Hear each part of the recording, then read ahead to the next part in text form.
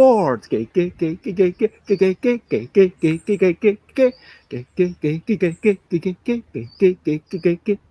board games, board games. I'm here to talk about board games, board games, board games, because that's is part of the name. Hey, board games, board games. I'm here to talk about board games because Bezzy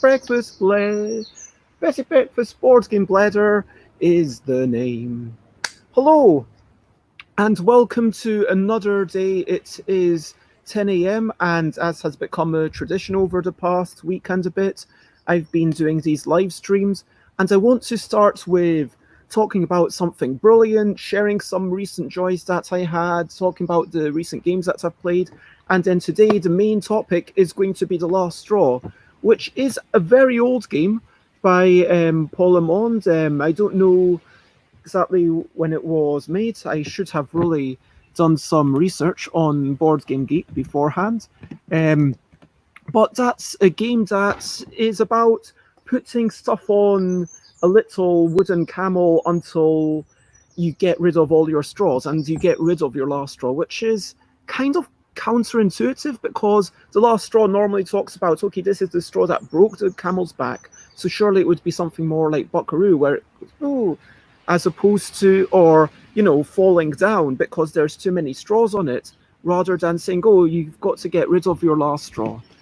Anyway, so the last straw board game, if I look on Board Game Geek, it is apparently um, for designed by B.S. Randley.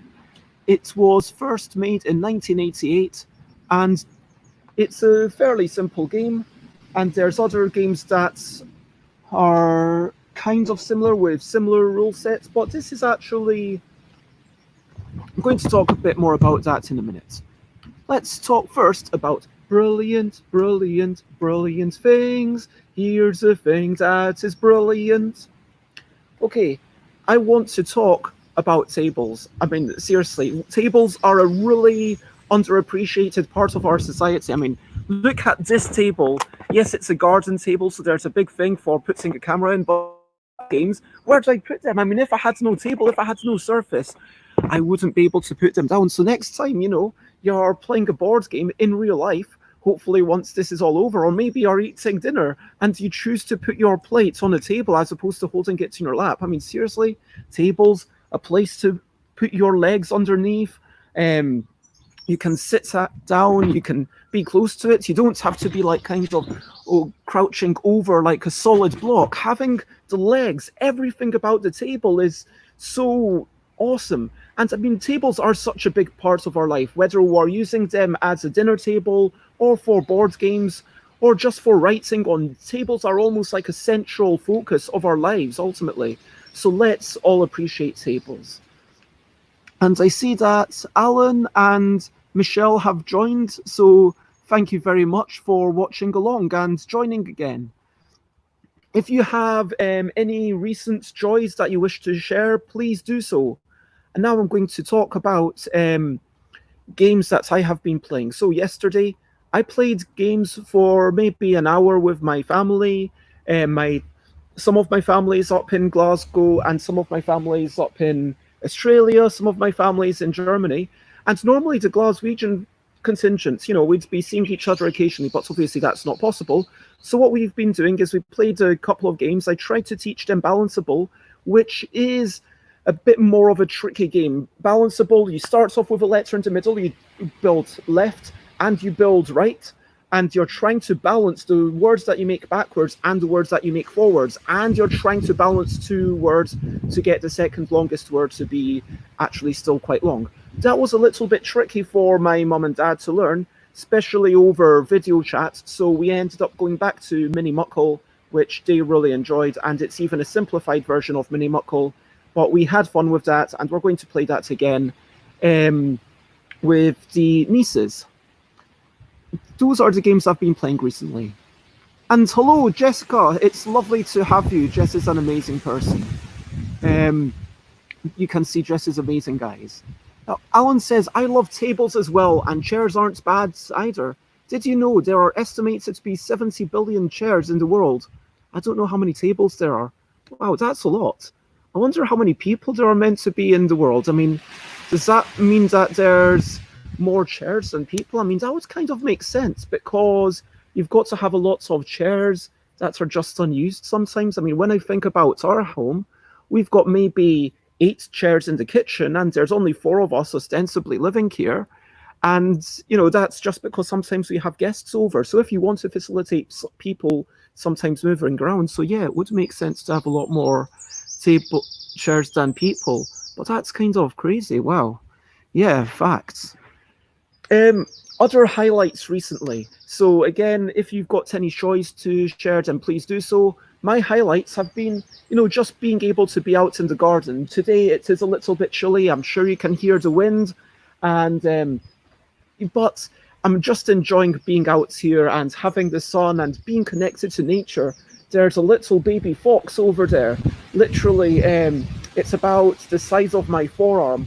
So there's a little baby fox. I saw it yesterday, and that's amazing. I had a bit of a walk. I've made sure to walk around, um, yeah, around 8 o'clock these days because that's around when dusk is. I get to see a pretty sky. It's a little bit quieter, which is nice. And so I think that, yeah, being a little bit more connected to, okay, getting up when it's not too long after it's gotten light and going to sleep not too long after it's gotten dark. Oh, yesterday I got to talk with Mike Belsol and Grace Kendall, who are people who are running a mentorship program. Shout out to them if you want to join a mentorship program, if you want to design board games or you want to do media stuff or you want to do art for board games or anything like that, then Google that. I think it's called a tabletop mentorship program, and that is open for another week. And so anyone can join as long as the mentees are committed to doing a project and the mentors are committed to meeting up at least once every 2 weeks for half an hour. And so if you join up, then yeah, you might hopefully either be able to pass on your knowledge or benefit from someone else's, and maybe we'd get paired up. So yeah, that's a big thing. And I spoke to them, and that's going to be next week's edition of Board Games with Bez. Now, and Alan Outson says the population of the world is 7 billion and growing. So yeah, 7 billion as opposed to 70 billion chairs, so about 10 chairs per person. That makes sense.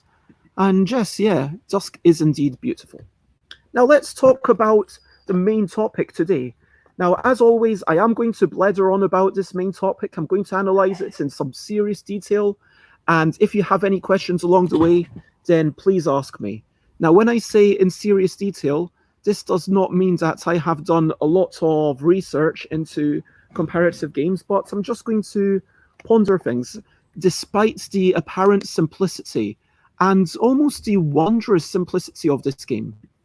Now, this game, just to give a really quick overview, is The Last Straw. You get it in a little box, and that's how it comes with grey board. It's got rules that are literally one side of A5. There's not even anything on the other side. Like, this is really low production values. I mean, yeah, keeping it as cheap as possible. Now, you've got these straws. They didn't come divided. I divided them because it was too many to keep dividing, and that's everything that you get in the box. A bunch of green straws, a bunch of blue straws, a bunch of red straws, a bunch of yellow straws, and this camel. Now, what happens is you put the camel in the middle of the playing area, and you divide the straws by color.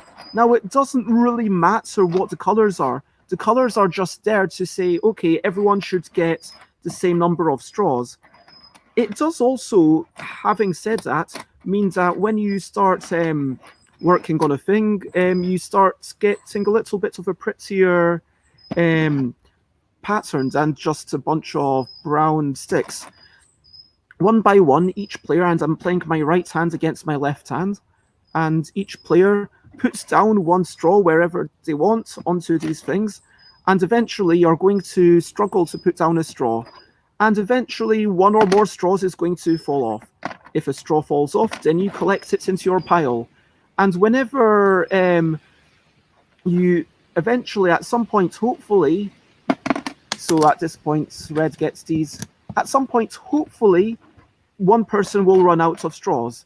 Now, this, I think you can see where this is going. You're intelligent folk. There's a possibility that if both players aren't very good, and if it kind of falls off equally, then neither player will ever win.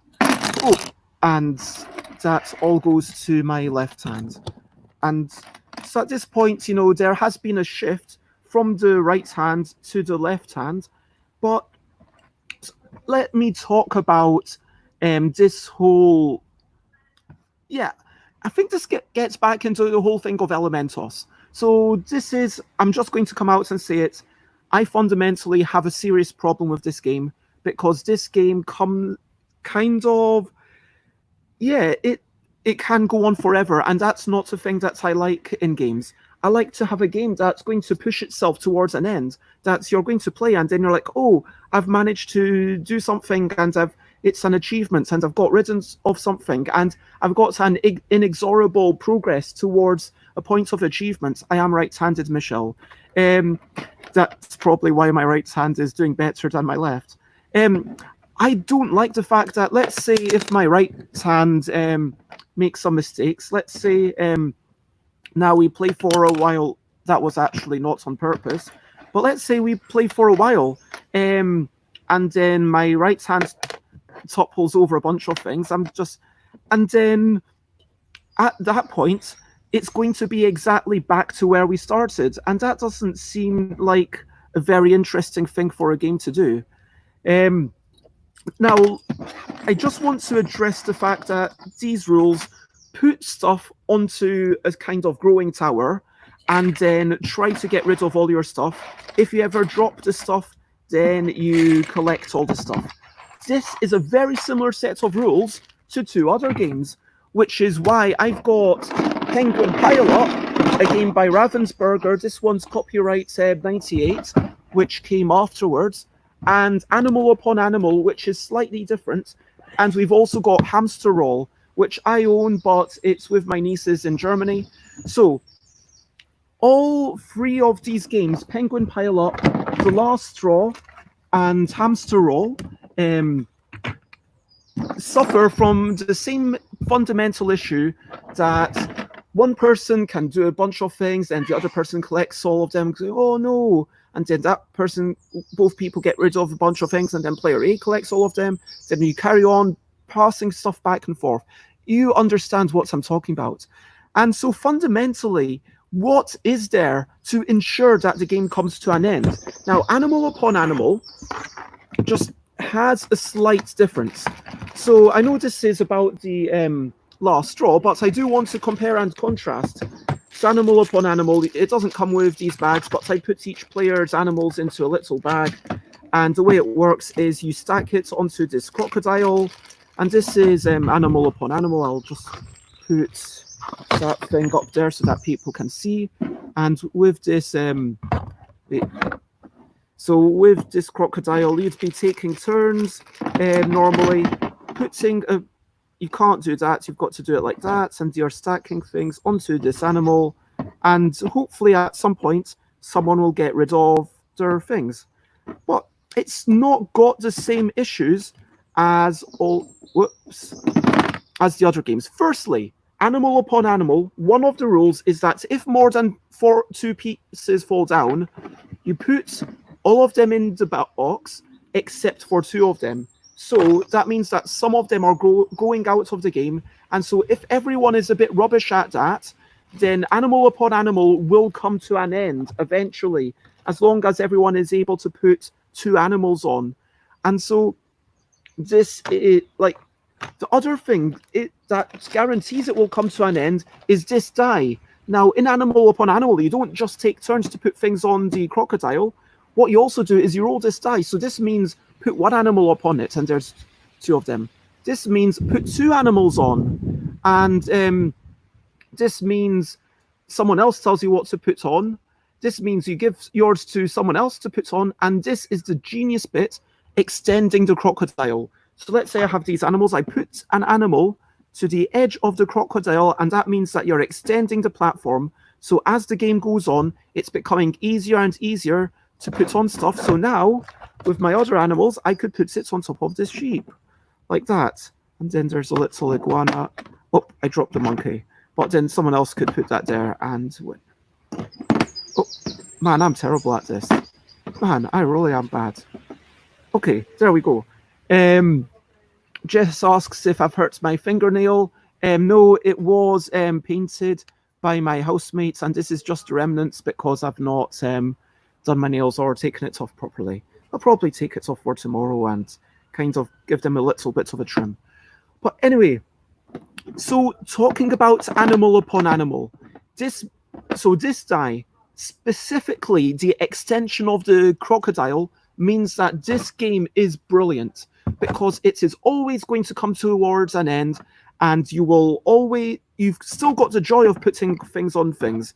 You've got the slight extra complication of this die, and you've got now 3 symbols to explain what they mean. Was that an appropriate thing? I don't know.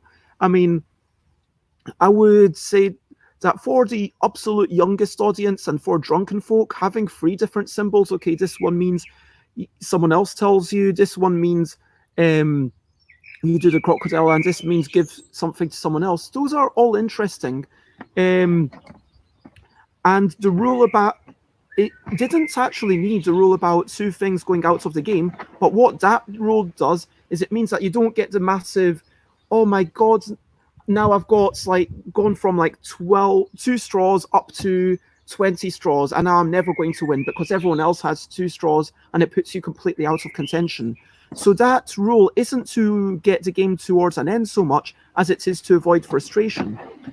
And so I wanted to cite that as a version of a game that, yes, it adds a little bit more complication, but it does push the game towards an end.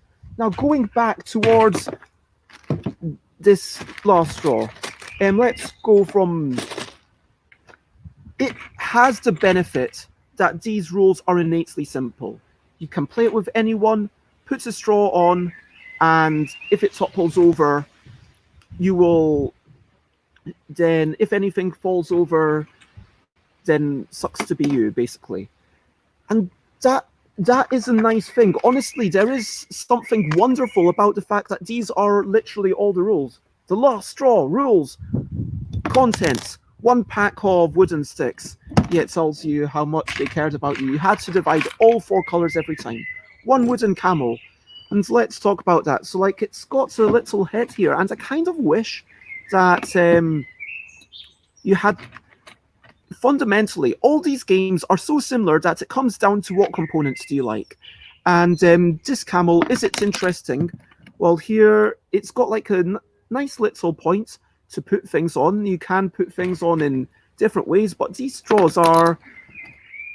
It doesn't feel exciting. It feels mundane. It feels like, okay, you've got these random...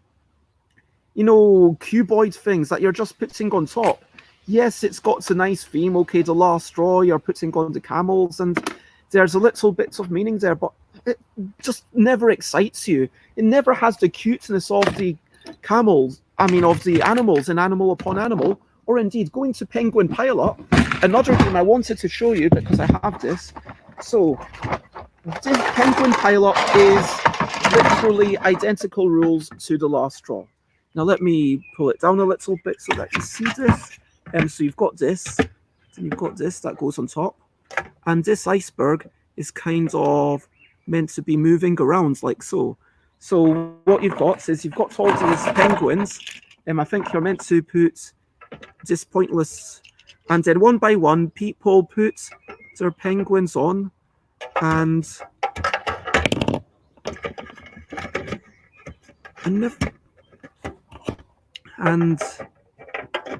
there. So and then it kind of wobbles around a little bit. And I'll try to put some penguins where you can see them. Oops. And try to not let the penguins fall off.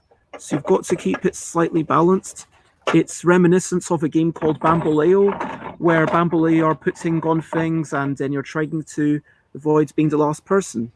But there's obviously other ways to do this whole dexterity thing. I mean, at this point, whoever dropped that would get all these penguins, and they, if everyone else doesn't drop penguins, then they are probably not going to win the game. Now, this has the aspect of when is the game over? Now, when is the game over is a fundamental question that when you're teaching the game, I always like to have. So when is the game over? It kind of tells you what are we expecting. Are we expecting this game to last a couple of hours? Are we expecting this game to last 5 minutes or 10 minutes or 30 minutes? Between 5, 10 and 30, there is a big variance. And there's a massive difference in how those experiences could fit into our lives. If I've got a game that is always 10 minutes, that's okay, unless we're amazing people, we're going to play Jenga, and playing at a decent rate, 15 minutes, it's going to be done. Now, this game, we could have each other going, and then, again, it goes... I just can't... My left hand takes all these penguins. Now, penguin pile-up. Let's talk about a slight difference in the rules between penguin pile-up and the last straw, because it's not just about this component. This is interesting to me. This thing that kind of... if you don't see, like, it's actually rotating, so it's not a solid thing. It's actually moving around. So there's a... If you put it there, it's going to move slightly, and if you put it there, it's going to move slightly more.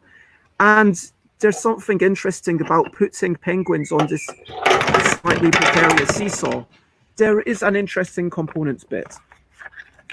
But components aside, there's one key difference between penguin pile-up, the rules with all these penguins, and the last straw with all these straws. So in the last straw, it says you have 12, however many straws it is per player.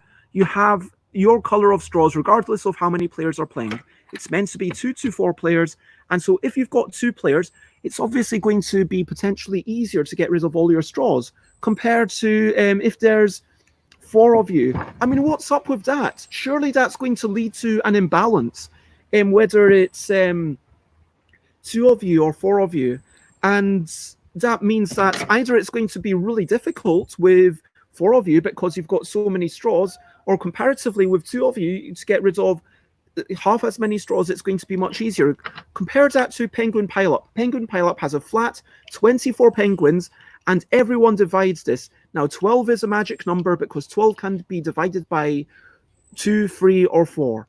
It can't be divided by 5, but as long as you've got your game going 2 to 4 people, then 12 is a magic number. That's why lots of games might have multiples of 12 pieces or 12 rounds. Now, so you've got 24 penguins. You divide them amongst all the people. That means that, to an extent, it retains the same level of difficulty no matter how many people. But still, that's not entirely fair, is it? Because maybe for one group, it's meant to be for, what's the age range? 5 plus, 5 to 99, and again, they don't like centenarians. And yeah, this one is just... That was not me, that was the wind. Ages 5 to adult. And animal upon animal is apparently 4 to 99. I mean, I really hate these 99 things. I mean, seriously, what's up with that? Anyway, so if you're a 5-year-old, surely you're going to be way worse at putting on things.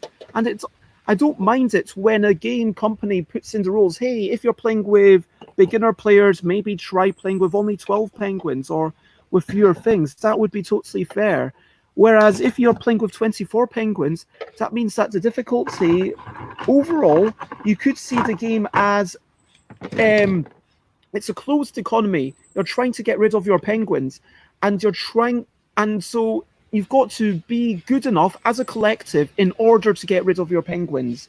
So If you're not good enough, then it's going to be frustrating. If you are going to be good enough, then at a certain point you just outgrow the game. And then you play the game. It is a game which leads to frustration. It leads to, and there's something nice about it. But I wish there was something akin to the die in Animal Upon Animal. Going back to this one, where you've got the crocodile, and then if you roll the crocodile die, that means you extend it. And so that means that as time goes on, it is going to reduce and reduce the difficulty. Hypothetically, I mean, it might never happen because you might never roll that one particular shape of the die. I mean, there's an argument to be said that maybe there should be more pieces, and maybe there should be 2 of the crocodile things just to make sure that it happens more often. But regardless, as theoretically, if you kept on playing, eventually all the animals would be in a line on the table, and you're guaranteed to end the game, regardless of the skill level of everyone. And so, yeah, that's my main beef with The Last Straw. Now, let's go back and dissect it properly. And if anyone has any questions, and I would like to talk about Hamster Roll. So, The Last Straw. Let's look at that box. That's really retro, isn't it? It's quite nice. It's an appropriate size for the box. Yeah, you've got that. It's marginally bigger than is required, but not too much bigger. It allows you room to put in all the things quite comfortably. And even if I put that on top, there's goes up a little bit. So what I need to do is take it out, put the camel in, and squeeze everything else around the camel. And now it actually fits very nicely. So the box is an appropriate shape. Well done. You passed the first hurdle. Boardgame Games. Success is in the balance. That's a fun tagline.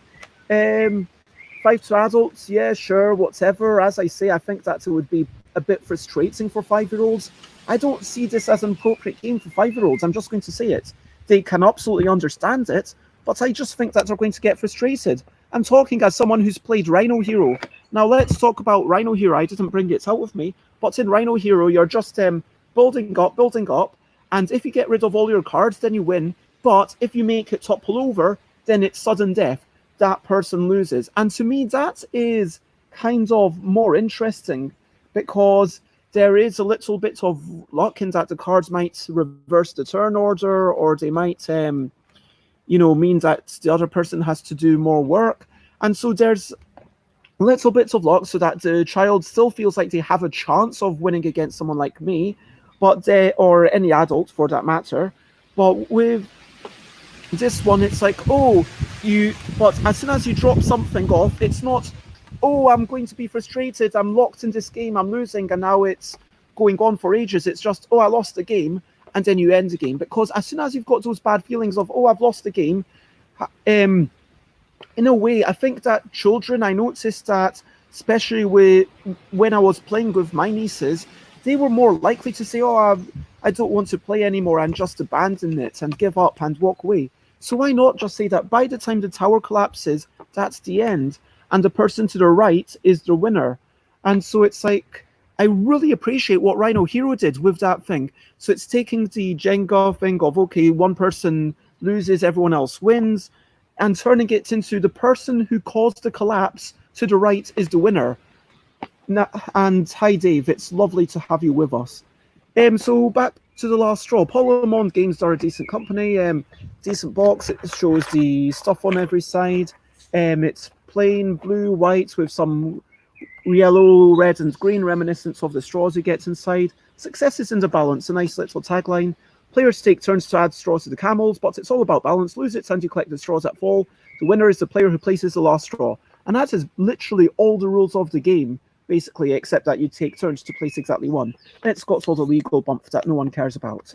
I admire this game. I admire this game because it is so simple, because it has that simplicity of rules, because it's a case of, we don't need to add anything else, and there's a purity in it. There's something wonderful, but it just also means that, there's not enough. There's just, if I get that, is that attention of, I hope that,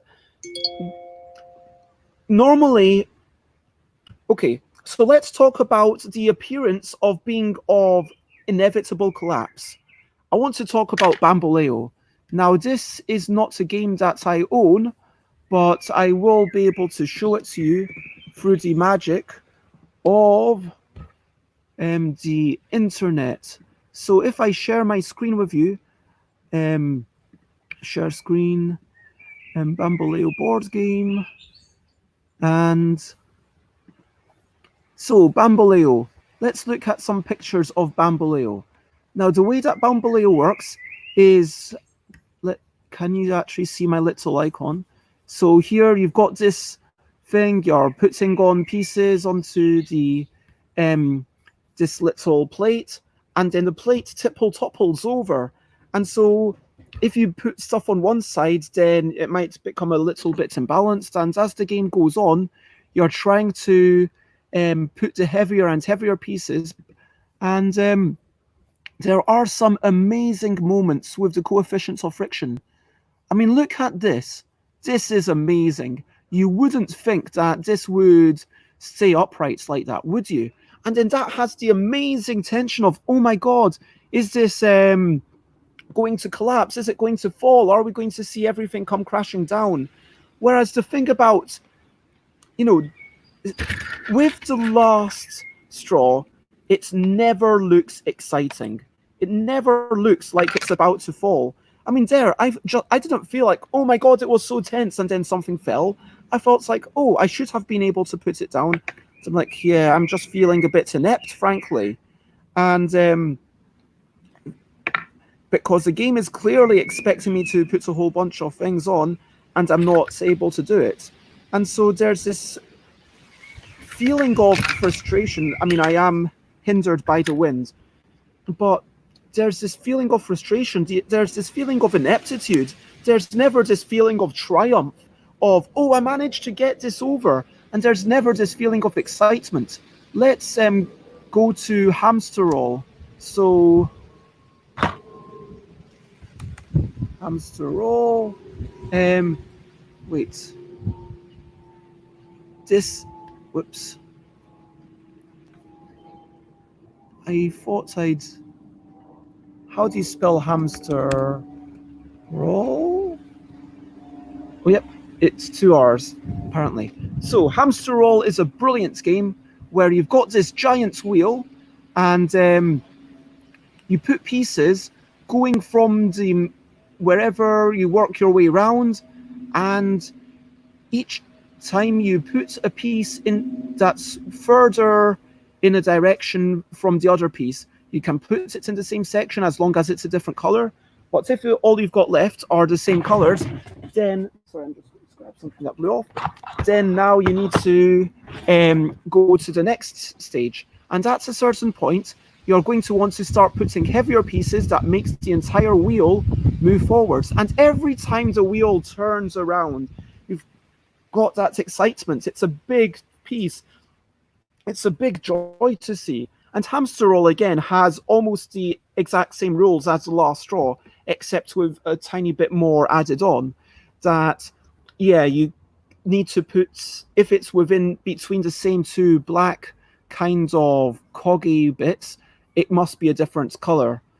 So Hamster Roll, beyond that, it just encourages you to keep working along, and then the wheel is turning, and that's the excitement of the game. Hamster Roll does suffer from the same thing, which is you can get into a situation where you've got a couple of pieces left and you just kind of put someone, especially if you're playing aggressively, because in Hamster Roll you can jump up and make it so hard.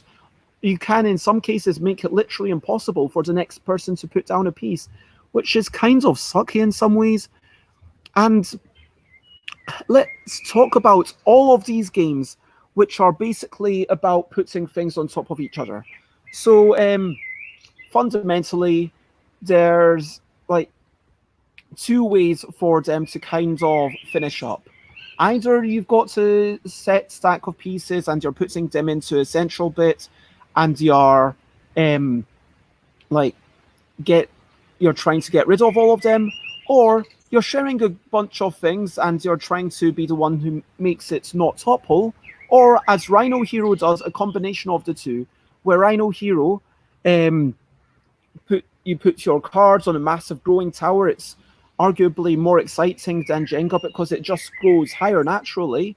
And with Rhino Hero, you've got the combination of, okay, you've got a bunch of cards. If you're good enough, someone will get rid of their last card. Or if you're not, then probably someone is just going to make it topple and the person to the right is the loser.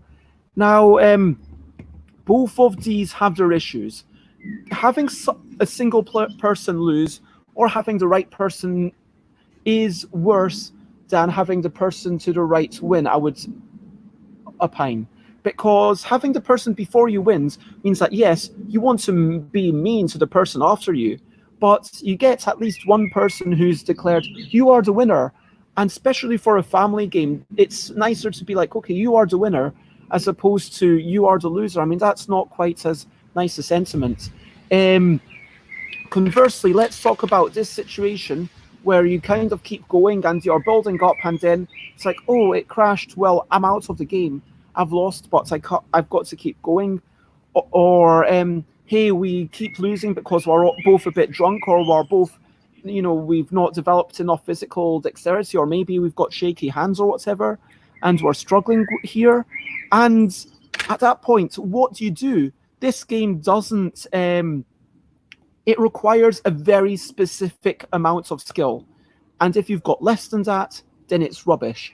Because if you've got less than that, the game will never end as a group. If you've got more than that, then the game's rubbish. Because then you'll never make a mistake. Now, let's talk about, kind of... So let's talk about how much games can benefit from additional skill levels.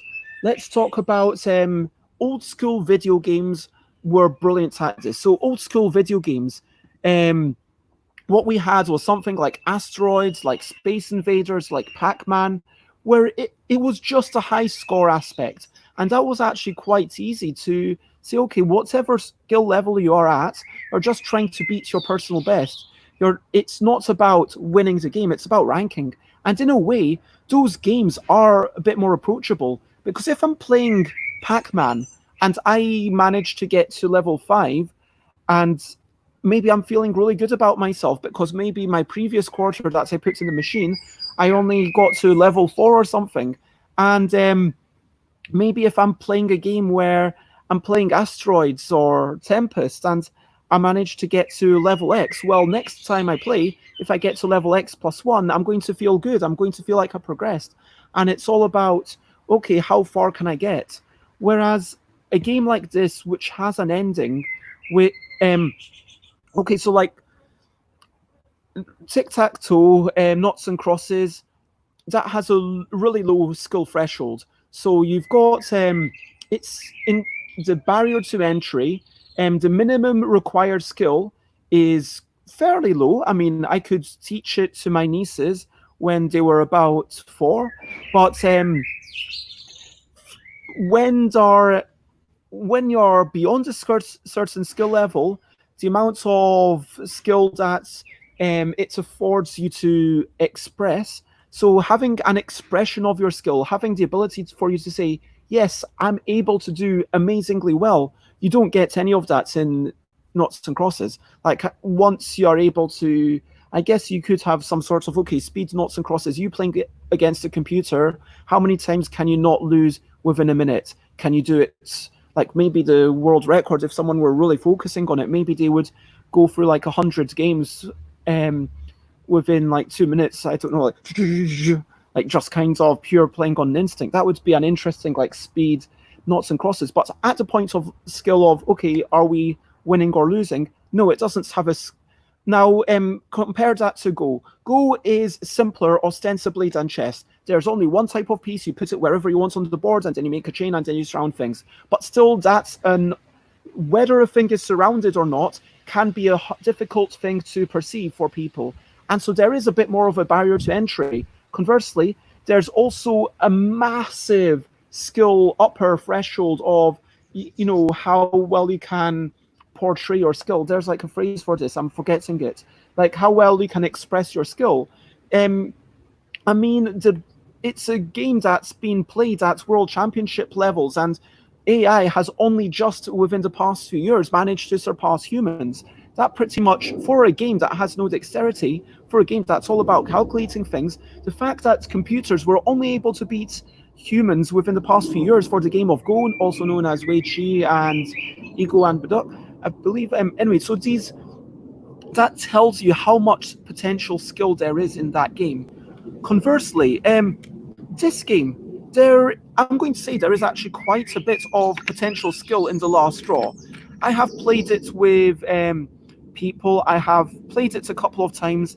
I think we've played 2 or 3 times, and we've definitely had at least one game that we abandoned because it went on for like 25 minutes and it didn't feel like it was progressing towards anything. And we might have had one game that we actually finished. Now, again, it might be that, playing the game with 2 players, it is interesting. It's easier. Playing with 2 players, you are able to have fewer straws on. And also, if you're playing with, depends how you're playing. Are you going to do fancy things like that and balance it out, or are you just going to keep on working upwards? And but to be able to, because it has quite a high level of skill expression, I'm going to argue that it also has a commensurately high barrier to entry. And I guess that's my problem with this kind of game, that almost by design, I mean, why doesn't something say when something falls down, you lose a couple of these straws, or just something to make sure that the game ends? I mean, these rules are as simple as there could be. I keep coming back to that. There is no way to make these rules simpler. So let's look through the rules. Contents: a pack of wooden sticks, wooden camel. To start, each player chooses a color and collects all the sticks of that color. And actually, when you think about it, choosing a color rather than dividing them, that does make it easier. That does make it easier to divide, and you can say to kids, okay, get all the red ones rather than get 12 or however many there are. I've not actually counted them. 1, 2, 3, 4, 5, 10, 11, 12, 13. There's apparently 13 red sticks and probably 13 of each other. And so rather than saying to a child, okay, grab 13 sticks or grab 14 sticks, just saying, okay, grab all the red sticks, that's much easier. Now, to play, 1, decide who goes first. Yep, that needs to be done in every single game, unless you're playing simultaneously, I suppose. I mean, it doesn't say, I mean, I guess we get into the points of view of, a lot of games say the youngest player goes first. I'm willing to bet that if I open up the Haba rules, it will say the youngest player goes first. Preparation of the game. Oh, it doesn't actually say choose a start player anywhere.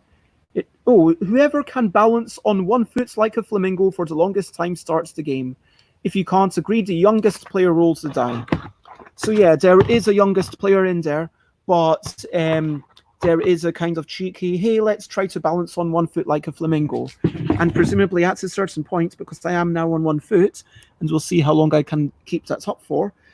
So at a certain point of time, it's like, yeah, we're all good at balancing on 1 foot. We're going to be able to do this for a ridiculous amount of time. Now, animal upon animal and all the Haba games, and a lot of games say youngest player starts purely because start player is an advantage. That's kind of code for, hey, this is a family game. We don't want the youngest player to get upset. And so for that reason, and, Penguin Pileup, it has, again, the youngest player may begin. I just wanted to point that out there as a kind of, the youngest player beginning is code for the youngest player, the start player is an advantage, and the oldest player beginning is normally code for the start player is slightly disadvantaged. I'm bored of being on 1 foot, sorry.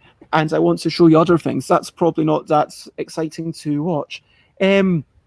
Now, So choose a starting player, decide who goes first. It doesn't tell you how to decide. Um, I guess it's kind of saying, yeah, you know how to decide. That's fair. Okay. Play then rotates around the players in a clockwise direction. Yep, that's a rule they've absolutely got to have. Each player takes a turn to place one of their sticks on the camel's back. Try to keep the growing pile of sticks balanced.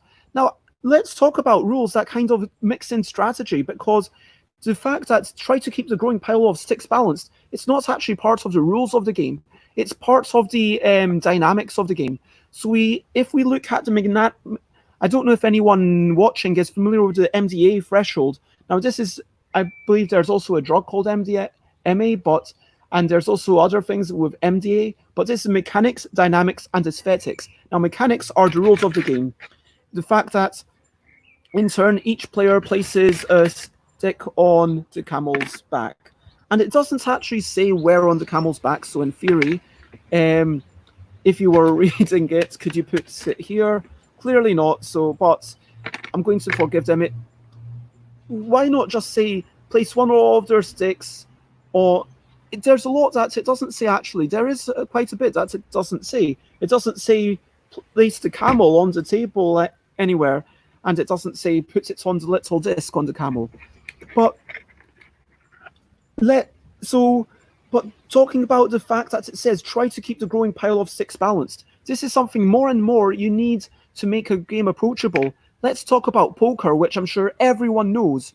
Now, the fact that you are bluffing, the bluffing is not anywhere in the rules. It's not within the mechanics of poker. Bluffing is within the dynamics. So poker, the rules are that you've got your hands, and then you make wagers on, you pay some money, you make some bids, and then you get some more information, you make some more bids, and then you get some more information, make some more bids, and then eventually people compare the cards, and the person with the best sets of cards wins all the money that was bid. Now, there's nothing in that says, if you've got a better hand, you probably want to keep bidding more. There's nothing in the rules. That's part of the dynamics. But if you were teaching someone poker in real life, you would put that in. And so there's something lovely about having this try to keep the growing pile of sticks balanced. And in my own rules, I try to put that in a little italics just to keep it separated. They didn't, whatever. If while placing a stick, a player should cause a pile of sticks on the camel's back to fall, that player collects all the fallen sticks, and the winner is the first player to have no sticks left. I don't think I need to say anything more about that. Now, let's see what people are saying. Alan Alton, animal upon animal looks the most fun. I absolutely agree. I mean, look at this cheery little crocodile. That's a little flower that's fallen down from the tree.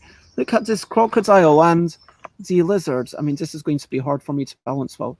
And, you've got the monkey and the sheep and the penguin and the snake, and everything's got a little face upon one side of it.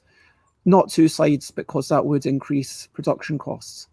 And there is a limit to how much Haba are willing to spend, which is fair enough. But it is still quite nice production value regardless. And, almost got everything on, but this is diff. Yep. So, they're cheery pieces, and there's something lovely about there. And it reminds Alan of a folktale, something about a monkey getting a lift on a crocodile's back. Yeah, there's quite a few folktales. There's a folktale about the snake that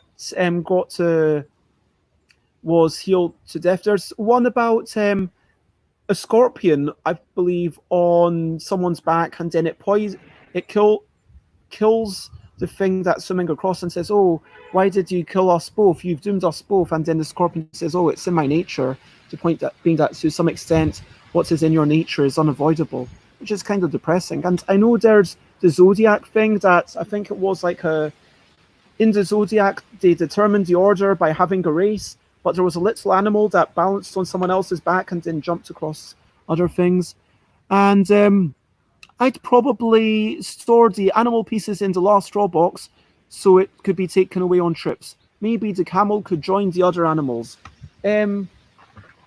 I don't think the last straw box is actually quite big enough because there are a lot of pieces in here.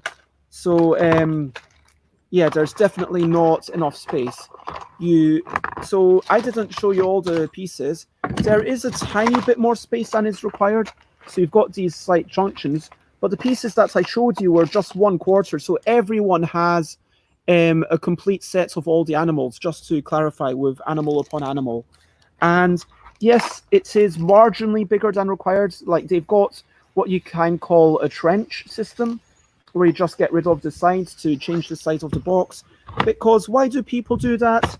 Answer is because they like standardized boxes and also shop shelf presence.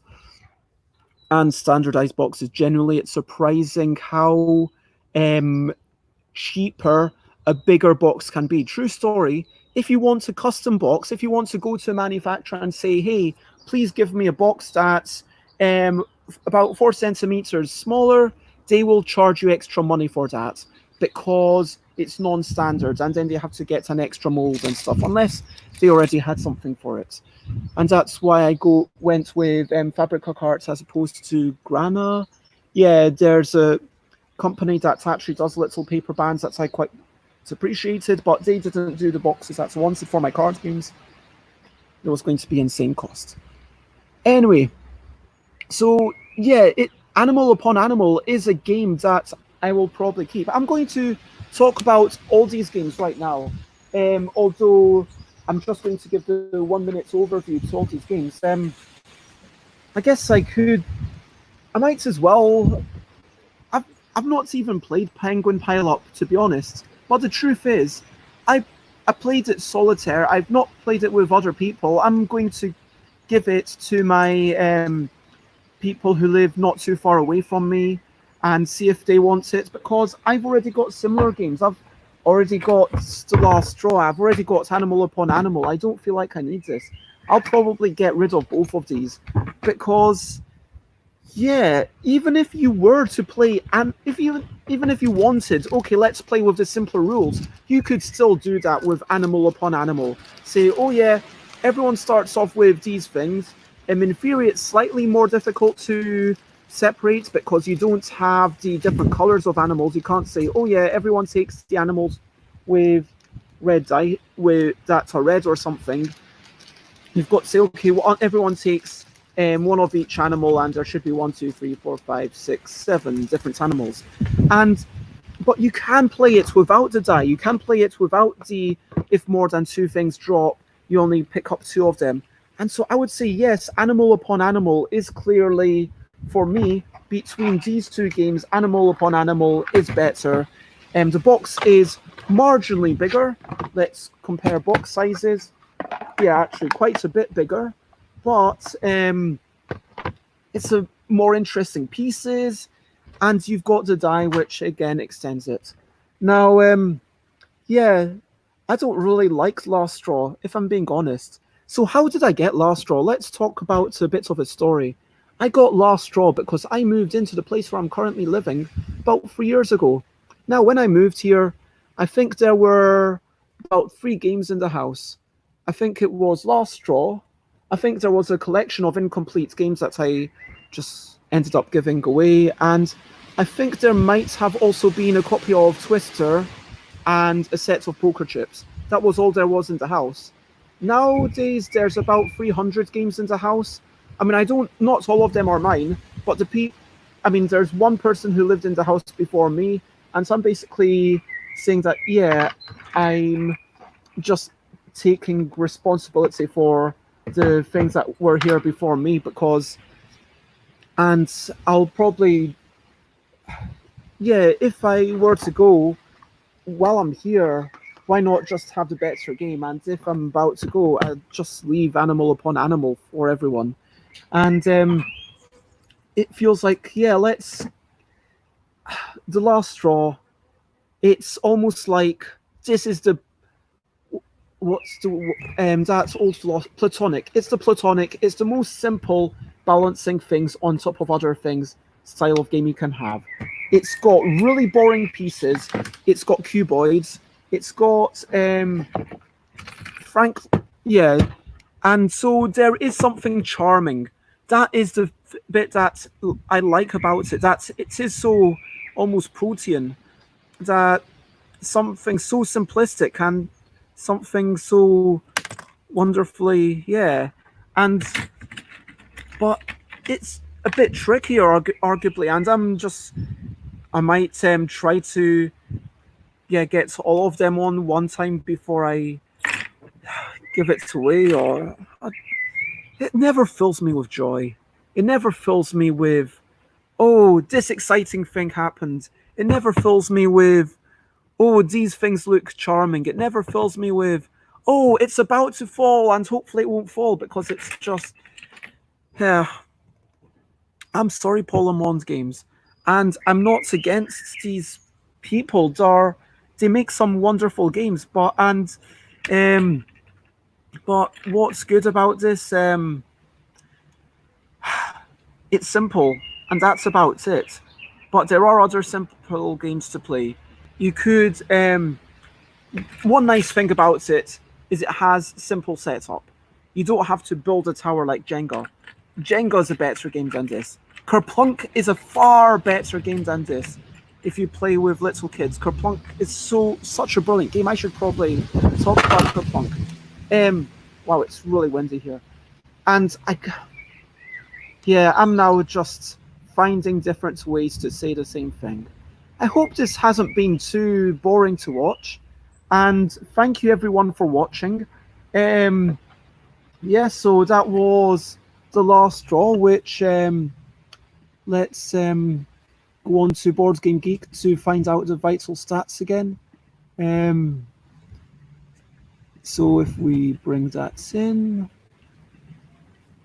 the last straw is from Board Game Geek. It's got exactly balanced 5.0 with 1988 from 1988, and I don't know who B.S. Randall is or what else they've designed. Oh, apparently they made quite a few games.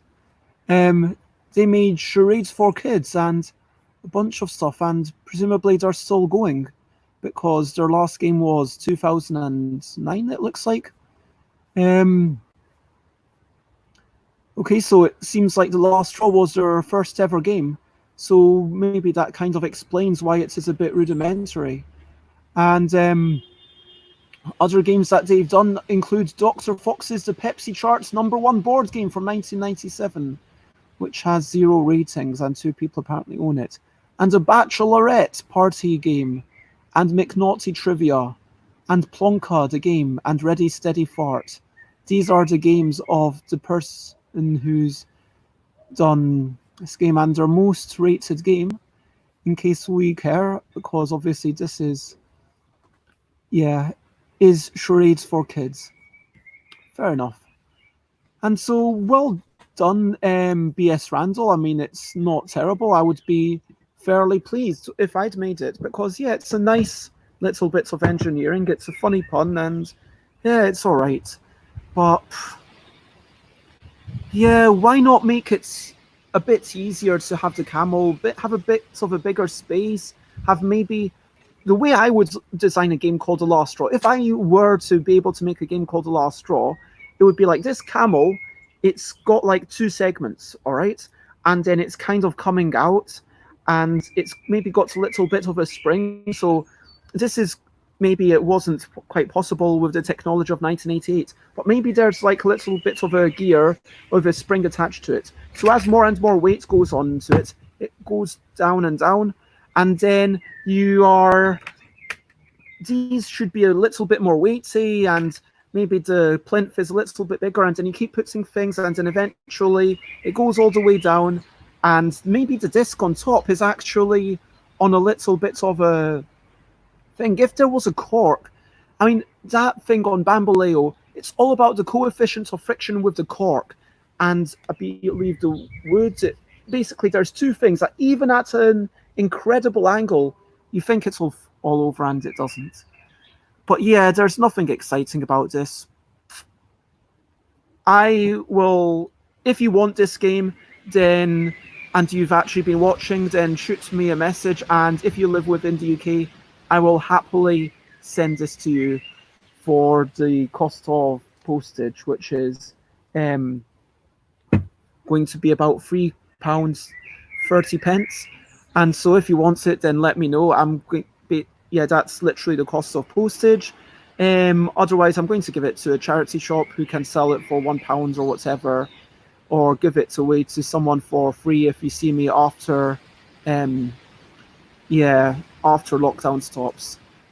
And Michelle says it's nice that it's wooden pieces. That's very true, and wooden pieces are quite nice. I mean, it does mean that it's not like Bakelite. You can't play it necessarily in the, you can't play it at the beach, for example. You couldn't literally wash it. I mean, I guess you could, but because the wood is glued together, so that washing it might be problematic, and eventually it's going to start warping the wood. It's like, wooden spoons. You don't want to soak them too much. Whereas, if you wash the double card game, the beach version, or indeed Yogi, that's totally fair. But yeah, there's something so pleasing about wood, and I think that's reflected in German technology. I mean, Haber, just to say, Haber are really, really good for making wood. But I don't want to take away from Polymons. We can talk about Animal Upon Animal and all the other Animal Upon Animals, because that's a massive franchise. But Polymons, hey, you're a nice company. This isn't my favorite game from you. In fact, it's nothing bad about it. It's had facilitated some nice times.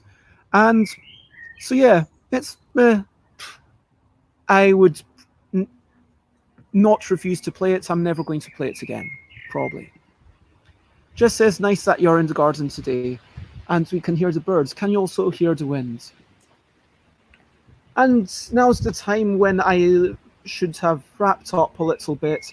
And what are we looking forward to in the next day? I am looking forward to possibly playing Chronicles of Crime with my housemates. That's the thing that we agreed with. And possibly, well, I've also agreed to play Mini Muckle simplified version with my parents and my nieces, which is going to be lovely. And yeah, I'm going to try and do a little bit of writing. I'm going to, maybe sit down, eat some more spinach. It's my new recipe. So you fry some onions, take some frozen spinach, about 2 onions, 6 blocks of frozen spinach. Simmer the spinach while you're doing that. Fry up the onions, put up some little bits of clove, like literally 1 clove, like a good amount of red pepper, a good amount of nutmeg. Mix that up, put that onto the spinach. That's it, literally just spinach and onion. And then on top of that, little bits of yogurt and cucumber on the side. Simple and easy. And yeah, that is something that I am looking forward to. I might actually today, seriously, I might go to Lidl, because there's a lots of stuff that we need, and we're starting to run out of toilet paper. But for now, I hope that you all have a wonderful day.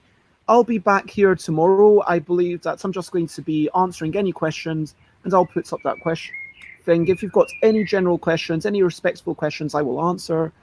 And I hope that you all have a wonderful day.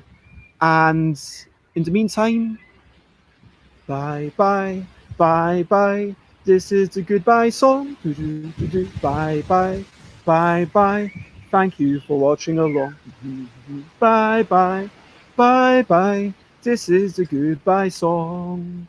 Bye bye, bye bye. Thank you for watching along. Bye bye, bye bye. This is the end of the show. Bye bye, bye bye. And now it's time to go. Bye bye, bye bye. This is the end of the show. Bye bye, bye bye. And now it's time to go. Bye bye, and thank you everyone for watching. Bye Alan, bye Michelle, bye Jess, bye everyone. Bye bye.